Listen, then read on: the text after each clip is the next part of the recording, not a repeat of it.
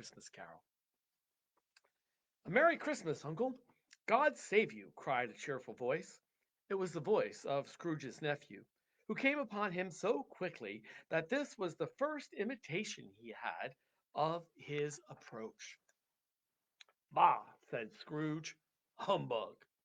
He had so heated himself with rapid walking in the fog and frost that this nephew of Scrooge's that he was all in a glow, and his face was ruddy and handsome. His eyes sparkled and his breath smoked again. Christmas a humbug, Uncle? Said Scrooge's nephew. You don't mean that, I'm sure. Come then, returned. I do, said Scrooge. Merry Christmas. What right have you to be merry? What reason have you to be merry? You're poor enough. Come then, returned the nephew gaily. What right have you to be dismal? What reason have you to be so morose? You're rich enough. Scrooge, having no better answer ready on the spur of the moment, said, Bah! again, and followed it up with humbug. Don't be cross, Uncle, said the nephew. What else can I be? Returned the uncle, when I live in such a world of fools as this. Merry Christmas! Out upon Merry Christmas! What's Christmas time to you but a time for paying bills without money, a time for finding yourself a year older but not an hour richer, a time for balancing your books and having every item of them thrown through around, a dozen a month presented dead against you. If I could work my will, said Scrooge indignantly, every idiot who goes about with Merry Christmas on his lips should be boiled in his own pudding and buried with a stake of holly through his heart. He should. Uncle, pleaded the nephew. Nephew, returned the uncle sternly, keep Christmas in your own way and let me keep mine in mine. Keep it, repeated New's nephew, but you don't keep it. Let me leave it alone, then, said Scrooge.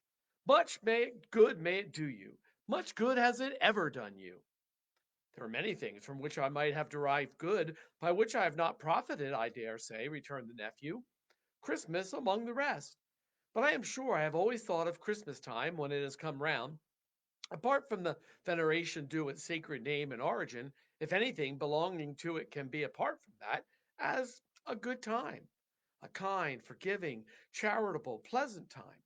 The only time I know of in the long calendar year when men and women seem by one consent to open up their shut up hearts freely and to think of people below them as if they were really fellow passengers to the grave and not another race of creatures bound on other journeys.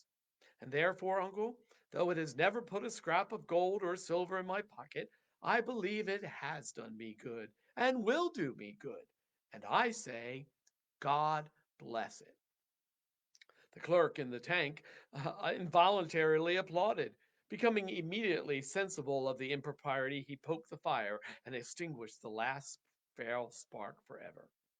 Let me hear another sound from you, said Scrooge, and you'll be keeping your Christmas by losing your situation. You're quite a powerful speaker, sir, he added, turning to his nephew. I wonder you don't go into Parliament. Don't be angry, uncle. Come and dine with us tomorrow. Scrooge said that he would see them. Yes, indeed. He went the whole length of that expression and said he will see them in that extremity first. But why? Cried Scrooge's nephew. Why? Why did you get married? Said Scrooge. Because I fell in love. Because you fell in love, growled Scrooge, as if that were the only good thing in the world more ridiculous than a Merry Christmas. Good afternoon. Nay, uncle, but you never came to see me before that happened. Why give it a reason for not coming now? Good afternoon, said Scrooge. I want nothing from you. I ask nothing of you. Why cannot we be friends? Good afternoon, said Scrooge. I'm sorry with all my heart to find you so resolute. We have never had any choir to which I have been a party, but I have made the trial an homage to Christmas, and I'll keep my Christmas humor to the last. So, a Merry Christmas, Uncle. Good afternoon, said Scrooge, and a Happy New Year. Good afternoon, said Scrooge. His nephew left the room without an angry word, notwithstanding. He stopped at the outer door to bestow the greetings of the season on the clerk, who, cold as he was warmer than Scrooge, for he returned them cordially.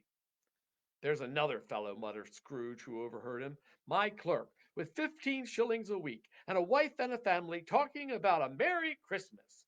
I'll retire to Bedlam. See you tomorrow.